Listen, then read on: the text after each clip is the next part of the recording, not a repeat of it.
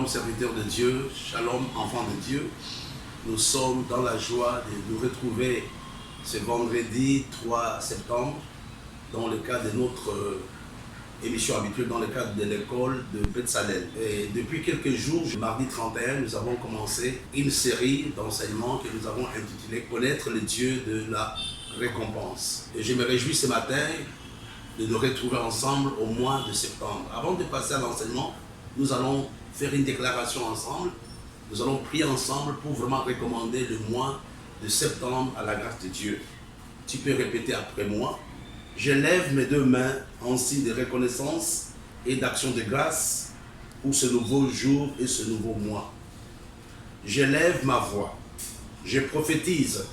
Je déclare dans le nom puissant de Jésus. Selon Matthieu chapitre 16 verset 19, tout ce que tu lieras sur la terre sera lié dans les cieux. Autrement dit, tout ce que tu vas refuser sur la terre sera refusé dans les cieux au nom puissant de Jésus. Ce mois, je refuse toute forme de distraction dans ma vie. Toute forme de distraction que le diable placera sur mon chemin pour m'amener loin de la volonté de Dieu, je le refuse au nom de Jésus. Toute forme de distraction que le diable placera sur mon chemin pour m'amener loin de la volonté de Dieu, je le refuse au nom de Jésus. Je refuse le manigance, la manipulation de l'ennemi dans ma vie au nom de Jésus. Au nom de Jésus, je refuse toute forme de manigance, de manipulation dans ma vie au nom de Jésus. Rien provenant de l'ennemi ne pourra nuire à ma vie. Je lève ma voix, je prophétise, je déclare que rien provenant de l'ennemi ne pourra nuire à ma vie. Je déclare ce matin que toutes les lamentations sont changées en témoignage. Je prophétise sur ma vie selon Job chapitre 8 verset 7 que mon ancienne prospérité semble peu de choses, celle que tu m'as réservée est beaucoup plus grande. Au nom de Jésus de Nazareth, le nom qui est au-dessus de tous les noms, je prophétise dans ma vie de nouvelles réalisations, de nouveaux accomplissements dans ma vie au nom de Jésus. Je maudis la source de mes difficultés et problèmes, tout ce qui génère l'affliction et les problèmes dans ma vie, je les maudis au nom de Jésus de Nazareth. Père, au nom puissant de Jésus, je te remercie ce matin. Je rends grâce pour ta fidélité. Je rends grâce pour le bienfait, pour ta bonté. Je rends grâce pour ton intervention surnaturelle. Au nom puissant de Jésus, le nom qui est au-dessus de tous les noms, je prophétise le ministère du Saint-Esprit dans ma vie pendant tout ce mois de septembre. L'œil est la lampe du corps. Si ton œil est dans les ténèbres, tout ton corps sera dans les ténèbres.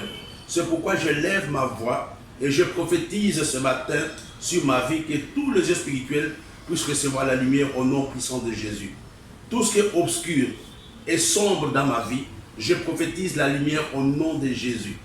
Tout esprit d'infirmité et de maladie qui perturbe ma vie et ma destinée, je le maudis au nom de Jésus. Je maudis cet esprit. Je maudis la maladie dans mon corps. Je maudis la racine de la maladie dans mon corps. Je maudis la main de l'ennemi dans ma vie et autour de ma vie. Je maudis toute activité de l'ennemi dans ma vie. Je commande la paix autour de ma vie et dans ma vie. Mon espérance ne sera pas anéantie. Je lève ma voix. Je prophétise et je déclare ce matin que mon progrès sera évident au mois de septembre. Mon progrès ne va pas s'arrêter. Rien ne pourra limiter ma destinée au nom de Jésus de Nazareth. Au nom puissant de Jésus, je commande que le feu du Saint-Esprit tombe sur ma vie et que la chair soit complètement abaissée, que l'orgueil de la chair sur ma vie soit complètement abaissé au nom de Jésus. Au nom puissant de Jésus, le nom qui est au-dessus de tous les noms. Papa, sois célébré ce matin. Jésus soit célébré, soit acclamé ce matin. Au nom puissant de Jésus, je prophétise, je déclare la visitation divine dans ma vie au nom puissant de Jésus. J'expérimente la visitation divine ce matin. Père, je te bénis, je te rends des actions de grâce ce matin. Merci Papa pour tout ce que tu vas faire pour moi et ma famille pendant le mois de septembre. Je te remercie parce que je sais que tu agis encore au nom puissant de Jésus. Amen.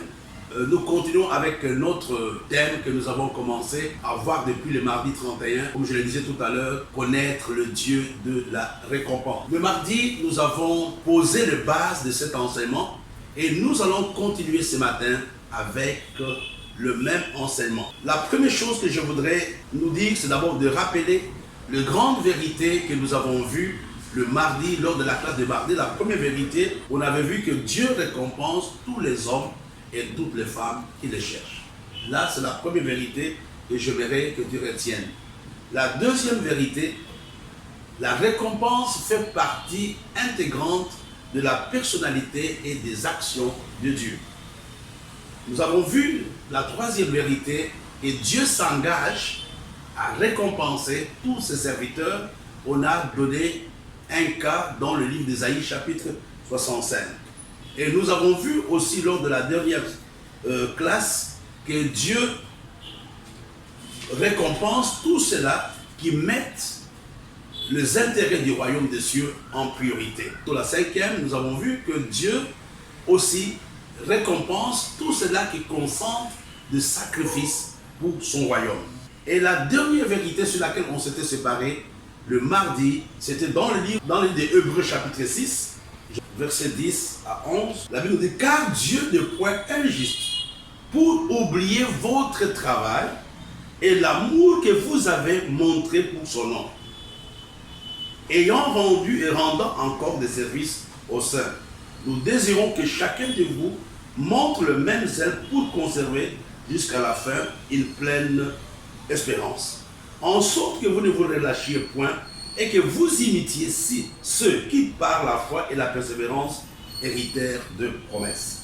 Donc nous avons vu que Dieu n'oublie aucun. Dieu n'oublie pas tout ce que nous faisons pour lui.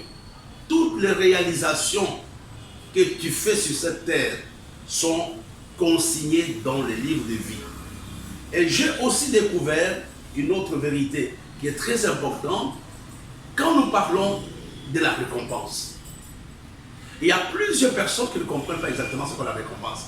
Mais vous allez voir que la récompense, c'est simplement parce que toutes les récompenses sont dans la Bible. Ça, n'oublions pas. Les récompenses sont consignées dans la Bible sous forme de promesses de Dieu. Et quand j'ai rempli une condition par rapport à la promesse, qu'est-ce qui se passe? La promesse prend forme dans ma vie. Vous comprenez cela? Donc la récompense vient sous forme de promesses divines. Maintenant, quand j'accomplis les conditions qui sont liées à la promesse arrive à se matérialiser ou à se concrétiser. Là, c'est une chose qui est très importante. Mais ce matin, j'aimerais continuer quelque chose de très important, de très pratique. Vous savez, quand nous nous convertissons, il y a une chose que Dieu fait. Quand nous nous convertissons, nous recevons automatiquement le salut. Quand nous parlons du salut, nous faisons allusion à la vie éternelle. Et il y a une différence entre le salut et la récompense divine. Ça, c'est très important. Je donne ma vie au Seigneur, le même jour, je reçois le salut. Le même jour, je reçois la vie éternelle. La vie éternelle, ce n'est pas au ciel. La vie éternelle, nous la commençons déjà sur cette terre. Maintenant, quand je commence à faire des œuvres, je commence à faire des choses pour la gloire de mon Seigneur, qu'est-ce qui se passe? Je reçois maintenant la récompense. Il y a une différence entre le salut et la récompense. Le salut est quelque chose de gratuit, mais la récompense, c'est mérite. La récompense n'est pas gratuite. La récompense, il y a des choses que je dois faire pour que je puisse avoir la récompense de Dieu. Le récompense de Dieu, c'est mérite.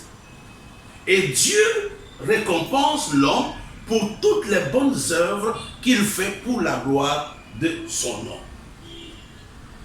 Et je verrai ici, pour la bonne compréhension, parce que les gens vont poser des questions là-dessus, il y a des récompenses qui sont liées à cette vie. Et il y a des récompenses que nous aurons au retour de Christ. Oui? Mais que ce soit les récompenses qui sont liées à la vie, à cette vie, la vie actuelle, le siècle présent, que ce soit les récompenses qui sont liées au retour du Seigneur, l'homme doit travailler. Je voulu vous donner des exemples beaucoup plus pratiques pour que vous puissiez comprendre. Il y a 5 couronnes que Dieu réserve à ses élus. Il y a 5 couronnes que Dieu garde pour récompenser ses enfants au jour de Christ. Ta récompense au jour de Christ, tu la prépares aujourd'hui. Ce n'est pas demain que tu vas préparer ta récompense. Et si tu es sérieux, si tu es attentif à ce que je dis, tu peux même connaître déjà quel type de récompense tu auras au jour de Christ. Et ces récompenses correspondent à ce que j'appelle le couronne que Dieu donnera à ses élus. Alors, il y a 5 grandes couronnes. Vous allez me dire, mais pasteur, pourquoi tu parles de cela maintenant? C'est important pour la suite de notre classe. Il y a la couronne de joie, qu'on appelle aussi la couronne de sauveur d'âme. Pour nous, frères, nous sommes en train de lire dans le 1er Thessaloniciens, chapitre 2, verset 17 au verset 19. Pour nous, frères, après avoir été quelque temps séparés de vous, de corps mais non de cœur, nous avons eu d'autant plus ardemment le désir de venir vous voir. Nous voulions aller vers vous, du moins moi, Paul, une fois et même 2 fois, mais Satan nous en a empêchés, qui est en effet notre espérance ou notre joie ou notre couronne de gloire. C'est pas vous aussi devant notre Seigneur Jésus lors de son avènement. Ici, l'apôtre Paul met en exergue 2 couronnes. Il parle de la couronne de joie et la couronne de gloire. Alors vous voyez, la couronne de joie, Dieu la réserve. On appelle aussi la couronne de sauveur d'âme. Dieu la réserve aux hommes et aux femmes qui amènent d'autres personnes à Jésus. C'est la couronne que Dieu donne aux évangélistes. Tu n'es pas évangéliste, je sais, mais le fait que aujourd'hui il y a quelqu'un dans l'église qui est venu dans l'église par ton ministère, par ce que toi tu as fait, tu as droit à la couronne de joie. Et la deuxième couronne, c'est la couronne de justice. Vous allez voir ça dans le livre de 2 Timothée chapitre 4, versets 7 à 8. C'est quoi la couronne de justice? La couronne de justice, Dieu la donne aux hommes et aux femmes qui attendent le retour du Seigneur. Ça, c'est la couronne de justice. Les hommes qui attendent, qui souhaitent que le Seigneur vienne. Les hommes qui se sanctifient pour le retour du Seigneur. Les hommes qui aspirent au retour du Seigneur. Ces hommes auront droit à la couronne de justice. La couronne que tu auras au jour de Christ, ce n'est pas après. Tu dois la préparer maintenant. Quand tu es encore dans ce corps, les actes que tu poses chaque jour déterminent la récompense que Dieu te donnera au jour de Christ. Au jour de Christ, tu ne vas pas gagner les âmes. Les âmes que tu gagnes aujourd'hui déterminent la récompense que tu auras dans l'éternité. Et nous avons la 3e couronne. C'est la couronne de gloire. Nous venons d'en parler tout à l'heure dans le livre de 1er Thessaloniciens. La couronne de gloire. C'est quoi la couronne de gloire? La couronne de gloire est donnée premièrement à ceux qui auront été des bons bergers dans l'église. C'est la couronne que Dieu réserve aux serviteurs de Dieu, aux pasteurs. Tu es berger dans un groupe de maison, tu es berger dans une église, tu es berger. Et si tu travailles bien par rapport à tes attributions, tu auras la couronne de gloire. La couronne de gloire est donnée aussi à tous ceux-là qui enseignent et à tous ceux-là qui prêchent fidèlement la parole de Dieu. La couronne de gloire est aussi donnée aux hommes et aux femmes qui enseignent et qui prêchent fidèlement la parole de Dieu. Chaque fois quand tu enseignes, je ne sais pas où tu enseignes, chaque fois quand tu prêches, sache que tu as droit à la couronne de gloire. Ce matin, je suis en train d'enseigner. Et ma prière, que Dieu ne m'oublie pas. J'enseigne. Si tu me suis, ce n'est pas pour toi que je fais ça. Je fais ça pour que Dieu me récompense. Des fois, je prêche en étant malade. Des fois, je prêche même si je n'ai pas envie de le faire. Mais pourquoi? J'attends la récompense du Seigneur. Donc, tu n'as aucun intérêt à murmurer quand tu travailles dans l'église. Tu ne rends pas service au pasteur. Tu le fais pour ta propre récompense. Il y a aussi une autre couronne, la 4e couronne.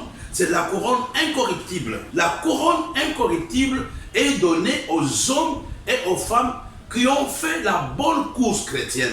Les hommes qui ont vécu normalement dans leur vie chrétienne. C'est quoi la couronne incorruptible? La couronne incorruptible est donnée aux hommes qui consentent des sacrifices. Des hommes qui ont une certaine discipline, les hommes qui s'abstiennent uniquement à cause des intérêts du royaume de Dieu. Il y a des choses que tu as renoncé peut-être à la gloire de ce monde. Il y a des choses que tu ne fais pas. Tu devrais aller dans le deuil, tu devrais te compromettre, mais ces abstinences, cette discipline, cette mort à ta propre nature charnelle te donne accès à la couronne incorruptible. Et la dernière couronne, c'est la couronne de vie. J'aimerais vous donner la référence. Pour la couronne de gloire, vous allez lire, c'est 1 Pierre, chapitre 5, versets 1 à 4. Et la couronne incorruptible, vous trouvez la référence, non, 1 Corinthiens plutôt, chapitre 9, versets 25 à 27. Et la couronne de vie, on a deux références, Jacques chapitre 1, verset 12, et Apocalypse chapitre 2, verset 19. Alors, je réponds, la couronne de vie est donnée aux hommes qui souffrent à cause du royaume de Dieu. Ceux qui souffrent, ces hommes qui ont donné toute leur vie à Dieu. Tu as été humilié, tu as été mis en prison, tu as été rejeté par ta famille. À cause de l'œuvre de Dieu, tu as droit à la couronne de vie. Je voulais continuer, faire cette parenthèse sur le thème, le récompense, c'est mérite. Et quand tu comprends la réalité de ces 5 couronnes, la couronne de joie, la couronne de justice, la couronne de gloire, la couronne incorruptible et la couronne de vie, ta façon de travailler maintenant doit changer. Nous avons vu, il y a 3 jours, on a parlé du tribunal de Christ. Ça sera le jour où nous allons avoir des couronnes. Tu seras sauvé, mais sans couronne. Il ne faut pas attendre la dernière minute. C'est aujourd'hui que tu dois t'investir dans la maison de Dieu. C'est aujourd'hui que tu peux gagner les âmes. C'est aujourd'hui que tu peux mettre à la disposition de l'Église ou de ton ministère l'argent, la force que Dieu t'a donnée. Ce n'est pas pour les autres, c'est pour toi-même. Je vais te donner un témoignage qui peut t'aider. Dans mon pays, il y a quelques années, on avait des problèmes de transport. Dès que tu entrais en terminale, on établissait tous les diplômes. À la fin de l'année, ceux qui échouaient, qu'est-ce qui s'est passé? On déchirait leur diplôme, on gardait le diplôme de ceux qui réussissaient et on ajoutait simplement la mention parce qu'on avait un problème de transport, il y a des diplômes qui s'égaraient, etc. Et c'est ce que le gouvernement faisait. J'aimerais te dire que tous quand nous donnons notre vie au Seigneur, nous avons les diplômes. Mais nous l'aurons quand nous allons remplir des conditions. Tu es un candidat à la couronne. Tu es un candidat à la récompense. Mais pour que cette couronne soit une réalité, pour que la récompense soit une réalité, c'est à toi de travailler aujourd'hui. C'est à toi de le mériter, comme je l'ai dit la dernière fois, avec le centenier. Les gens ont dit, cet homme mérite que tu lui accordes cela. Ce matin, tu peux baisser la tête.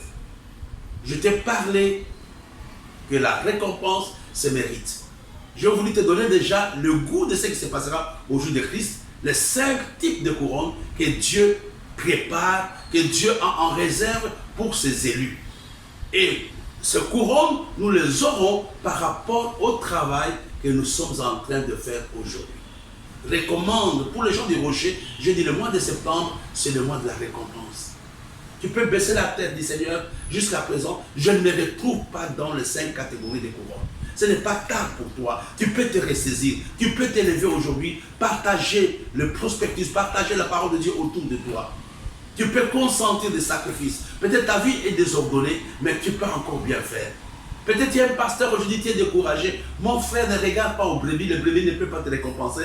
Mais prépare-toi à la couronne que Dieu lui-même te donnera, la couronne de gloire qui t'attend. La couronne de gloire est pour tous les pasteurs, pour nous qui prêchons la parole. Ça a été un plaisir d'être avec vous ce matin. Que Dieu nous bénisse. Rendez-vous mardi de la semaine prochaine. Amen.